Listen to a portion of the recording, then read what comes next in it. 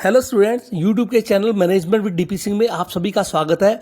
आज अपने business law व्यापारिक संनियम में फ्री कंसेंट या स्वतंत्र सहमति पर चर्चा करेंगे। इसे समझने का प्रयास करेंगे। देखिए, स्वतंत्र सहमति में दो शब्द आते हैं, स्वतंत्र और सहमति। पहले अपने सहमति को समझते हैं, फिर अपने स्वतंत्र सहमति पर चर्चा करेंगे। देखिए, सहमति से हमारा आशय धारा 13 के अनुसार, अंडर सेक्शन 13 के अनुसार, जब दो या दो से अधिक व्यक्ति एक ही बात पर एक ही भाव से सहमत हो जाते हैं तो उसे सहमति कहा जाता है। क्या है? जब दो या दो से अधिक व्यक्ति एक बात हो और उसके एक ही भाव से, एक ही सोच से सहमत हो जाते हैं तो उसे सहमति कहा जाता है। या ये कह दें कि टू और more person are said to consent when they agree upon the same thing in the same sense under section 13। या इस प्रकार कह दे कि किसी भी ठहराव पर दो पक्षकारों द्वारा एक भाव से, एक बात से सहमत हो जाते हैं तो वो ठहराव में सहमति विद्यमानता रहती है, और यदि वो ठहराव में एक मत नहीं होते हैं तो वो ठहराव व्यर्थ हो जाता है। आइए स्टूडेंट, अब फ्री कंसेंट पर चर्चा करते हैं। Meaning of free consent. स्वतंत्र सहमति वह सहमति है, हम कहते हैं, जो दो पक्षकारों ने अपनी स्वेच्छा से दी है। उन पर किसी भी प्रकार का शारीरिक, मानसिक अथवा किसी अन्य प्रकार का दबाव डालकर अथवा धोखा देकर सहमति प्राप्त नहीं की गई है। यदि सहमति स्वतंत्र नहीं है तो ऐसी सहमति पर एक पक्षकार द्वारा दूसरे पक्षकार द्वारा लादी हुई या थोपी हुई मानी जाती है। ऐसी सहमति न तो किसी भूल और न किसी गलती के कारण दी जा सकती है। इंडियन कॉन्ट्रैक्ट एक्ट 1872 के अंडर सेक्शन 14 के अनुसार स्वतंत्र सहमति तब कही जाएगी जब उसमें इन बातों का समावेश नहीं होगा या इससे प्रभावित नहीं होगी। कौन सी है? हम कहते हैं जैसे उत्पीड़न, धारा 15, कॉर्सन अंडर सेक्शन 15, अनुचित प्रभाव धारा 16, या कह दे undue influence under section 16। Third इसमें आता है कपट अंडर सेक्शन 17, फ्रॉड कह दें अंडर सेक्शन या धारा 17 में। नेक्स्ट इसमें आता है मिथ्या वर्णन धारा 18 या मिस रिप्रेजेंटेशन अंडर सेक्शन 18, और फिफ्थ इसमें आता है मिस्टेक अंडर सेक्शन 20, 21, 22। आइए स्टूडेंट, अब इन सभी पर चर्चा करते हैं, इसको समझने का प्रयास करते हैं। जिसमें फर्स्ट आता है उत्पीड़न, या हम इसको कहते हैं कोर्सन अंडर सेक्शन 15। तो सामान्य शब्दों में उत्पीड़न से हमारा तात्पर्य है उन्मंद करने के उद्देश्य से किसी दूसरे पक्षकार या उसकी संपत्ति के विरुद्ध बल प्रयोग करना अथवा धमकी देना अंडर सेक्शन 15 के अंतर्गत आता है। या ये कह दे कि किसी भी व्यक्ति के साथ ठहराव करने के उद्देश्य से कोई ऐसा कार्य करना अथवा करने की धमकी देना जो भारतीय दंड विधान में वर्जित है, अथवा किसी व्यक्ति के हितों के विपरीत उसकी संपत्ति को अवैधानिक रूप से रोकना या रोकने की धमकी देना उत्पीड़न या कोर्सन कहलाता है। तो स्टूडेंट्स, उत्पीड़न में दो बातें स्पष्ट है। भारतीय दंड विधान आईपीसी कह दें द्वारा वर्जित किसी कार्य को करना या करने की धमकी देना, और दूसरा इसमें हमने देखा किसी भी संपत्ति को अवैध रूप से रोकना या रोकने की धमकी देना, अथवा ऐसे कार्य या धमकी के उद्देश्य से किसी अन्य व्यक्ति को ठहराव करने के लिए बाध्य करना। ये दो बातें हैं तो उसको उत्पीड़न माना जाएगा। स्टूडेंट्स, उत्पीड़न के आधार पर किया गया अनुबंध पीड़ित पक्षकार की इच्छा पर व्यर्थनीय होता है। यदि पीड़ित पक्षकार अनुबंध को व्यर्थ समझने के विकल्प का प्रयोग करता है तो उसे अनुबंध के अधीन अन्य पक्षकार से प्राप्त लाभ या प्रतिफल भी लौटाना होगा। अनुबंध में सहमति उत्पीड़न के आधार पर प्राप्त की गई है तो यह सिद्ध करने का भार उस व्यक्ति पर होता है जो अनुबंध को व्यर्थ घोषित करवाना चाहता है। उत्पीड़न में प्रमुख बात यह है कि यदि पीड़ित पक्षकार चाहे तो उसकी इच्छा पर अनुबंध व्यर्थनीय होता है। या ये कहते हैं जिस व्यक्ति के विरुद्ध उत्पीड़न का प्रयोग किया गया है वो व्यक्ति को यह अधिकार है कि वह चाहे तो अनुबंध को वैध समझकर दूसरे पक्षकार को अनुबंध की पालना के लिए बाध्य कर सकता है, और किंतु यदि वह चाहे तो अनुबंध को व्यर्थ भी समझ सकता है।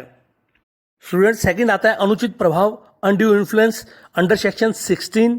तो कोई भी अनुबंध अनुचित प्रभाव द्वारा प्रेरित तब कहा जाएगा जबकि पक्षकारों के मध्य ऐसे संबंध हैं जिनमें एक पक्षकार दूसरे पक्षकार की इच्छा को प्रभावित या डोमिनेट करने की स्थिति में हो। उस स्थिति में दूसरे पक्षकार से अनुचित लाभ प्राप्त करने के लिए उसका प्रयोग करता हो। या दूसरे शब्दों में यह कह दे कि जब अनुबंध का कोई प्रभावी पक्षकार डोमिनेंट पार्टी अपने प्रभाव का दुरुपयोग कर अनुबंध के दूसरे कमजोर पक्षकार की इच्छा को प्रभावित कर अनुबंध में अनुचित लाभ प्राप्त करता है, तब कहा जाएगा कि यह अनुबंध अनुचित प्रभाव से प्रेरित है। और स्टूडेंट, इसका प्रभाव क्या होगा? यदि किसी ठहराव में सहमति अनुचित प्रभाव से प्रेरित है तो ऐसा ठहराव पीड़ित पक्षकार की इच्छा पर व्यर्थनीय होता है। पीड़ित पक्षकार चाहे तो उस अनुबंध को व्यर्थ समझ सकता है अथवा उस अनुबंध के पालन के लिए दूसरे पक्षकार को बाध्य कर सकता है अंडर सेक्शन 19। स्टूडेंट, थर्ड आता है इसमें कपट या फ्रॉड। अनुबंध करते समय तथ्यों का मिथ्या वर्णन ज्ञान या अज्ञानवश दोनों ही प्रकार से हो सकता है। जब पक्षकार ज्ञानवश अथवा जानबूझकर तथ्यों का मिथ्या वर्णन करते हैं तो उसे कपट कहा जाता है, किंतु जब पक्षकारों की अज्ञानता के कारण से किसी तथ्य के संबंध में मिथ्या वर्णन हो जाता है तो उसे अपने मिथ्या वर्णन या मिसरिप्रेजेंटेशन कहा जाता है। या दूसरे शब्दों में ये कह दे, कपट से तात्पर्य किसी भी पक्षकार या उसके एजेंट द्वारा जानबूझकर अनुबंध के महत्वपूर्ण तथ्यों के मिथ्या वर्णन करने या उसे छुपाने से ताकि दूसरे पक्षकार को धोखे में डालकर अनुबंध कर लिया जाए तो उसे कपट में माना जाएगा। आइए स्टूडेंट, कपट के प्रभाव या इफेक्ट ऑफ फ्रॉड देखते हैं क्या होता है। इसमें जब किसी पक्षकार की सहमति कपट के आधार पर प्राप्त की जाती है तो ऐसे पीड़ित पक्षकार की इच्छा पर अनुबंध व्यर्थनीय वाइडेबल हो जाता है। और अर्थात जिस व्यक्ति की सहमति कपट के आधार पर प्राप्त की गई है उसे यह अधिकार है, वह चाहे तो अनुबंध को वैध समझ सकता है और चाहे तो अनुबंध को व्यर्थ घोषित करवा सकता है। या दूसरे शब्दों में यह कह दे कि यदि अनुबंध के निष्पादन के लिए वो व्यक्ति जो पीड़ित पक्षकार है चाहे तो वो उसके दबाव डालकर उस अनुबंध को पूरा करवा सकता है। या किसी पक्षकार के साथ कपट के द्वारा किया गया अनुबंध से उसको क्षति हुई है तो आवश्यकता पड़ने पर कानून के द्वारा वो अपनी क्षतिपूर्ति भी उसकी पूर्ति करवा सकता है। कपट सिद्ध करने के लिए पीड़ित पक्षकार को यह सिद्ध करना पड़ता है कि दूसरे पक्षकार द्वारा जानबूझकर अनुबंध के महत्वपूर्ण तथ्यों को मिथ्या वर्णन किया गया या छुपाया गया था। दूसरे पक्षकार ने उसे धोखे में डालने हेतु उन गलत तथ्यों पर विश्वास करने हेतु प्रेरित किया और उसने उन तथ्यों पर विश्वास किया था और उसके साथ धोखा हुआ है और इससे उसे क्षति हुई है। आइए स्टूडेंट, फोर्थ देखते हैं मिथ्या वर्णन या मिथ्या कथन, मिस रिप्रेजेंटेशन अंडर सेक्शन 18। तो मिथ्या वर्णन को मिथ्या कथन भी कहते हैं और इसमें सामान्यतः अज्ञानतावश कही गई झूठी बात को मिथ्या वर्णन माना जाता है। अंडर सेक्शन 18 के अनुसार जब कोई व्यक्ति निश्चयात्मक रूप से किसी तथ्य को सत्य बताता है यद्यपि वह असत्य है किंतु इसकी सत्यता के बारे में उस व्यक्ति को विश्वास है। जब कोई व्यक्ति अपना कर्तव्य भंग कर दूसरे पक्षकार को भ्रम में डालकर उसे हानि पहुंचाता है और स्वयं लाभ प्राप्त करता है जबकि उसका उद्देश्य उसको धोखा देना नहीं होता। या ये कह दे, जब ठहराव किसी एक पक्षकार को ठहराव की विषय वस्तु के बारे में गलती करने के लिए प्रेरित करता हो, चाहे यह कितनी भी अज्ञानता के साथ ही क्यों ना किया जाए।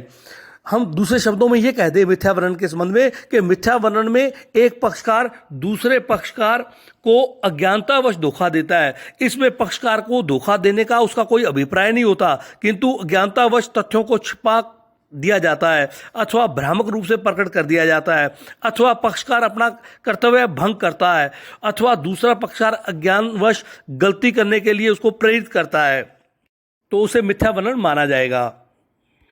मिथ्या वर्णन के इफेक्ट क्या है? मिथ्या वर्णन के आधार पर किया गया अनुबंध पीड़ित पक्षकार की इच्छा पर व्यर्थनीय होता है। पीड़ित पक्षकार चाहे तो अनुबंध का पालन करने के लिए दूसरे पक्षकार को बाध्य कर सकता है अंडर सेक्शन 19 के अनुसार। यहां स्टूडेंट हमें यह भी देखना होगा कि जो पक्षकार मिथ्या वर्णन के आधार पर अनुबंध को निरस्त कराना चाहता है उस पर ही यह दायित्व रहता है कि वह यह सिद्ध करे कि उसके साथ मिथ्या वर्णन करके ही उसकी सहमति प्राप्त की गई है। आइए स्टूडेंट नेक्स्ट फिफ्थ देखते हैं गलती या भूल, मिस्टेक अंडर सेक्शन 20, 21, 22 में। गलती या भूल अनुबंध से संबंधित किसी बात के लिए भ्रम होने से है। गलती या भूल से हमारा आशय क्या है? अनुबंध से संबंधित किसी बात के भूल होने से है। भूल तथ्य संबंधी या कानून संबंधी भी हो सकती है। तथ्य संबंधी गलती द्विपक्षीय या एक पक्षीय हो सकती है, दोनों पक्षकारों द्वारा, या एक पक्ष की गलती हो सकती है। द्वितीय पक्षी गलती वह अनुबंध के दोनों पक्षकारों के भ्रम के कारण उत्पन्न होती है, तो ऐसी गलती से जो अनुबंध होता है वो व्यर्थ हो जाता है।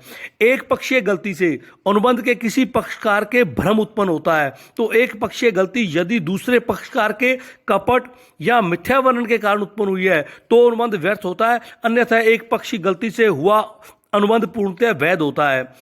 कानून संबंधी गलती दो प्रकार की होती है। प्रथम देश के कानून संबंधी गलती और दूसरा विदेशी कानून संबंधी गलती। देश के कानून संबंधी गलती के संबंध में अनुबंध व्यर्थनीय नहीं होता। अनुबंध का वही प्रभाव होता है कि मानव पक्षकारों को देश के कानून का पूर्ण ज्ञान था, क्योंकि देश के कानून की अनभिज्ञता क्षम्य नहीं होती है। विदेशी कानून संबंधी गलती की दशा में अनुबंध व्यर्थ हो जाता है। तो भारतीय अनुबंध अधिनियम में फ्री कंसेंट या स्वतंत्र सहमति पर अपने चर्चा की। धन्यवाद।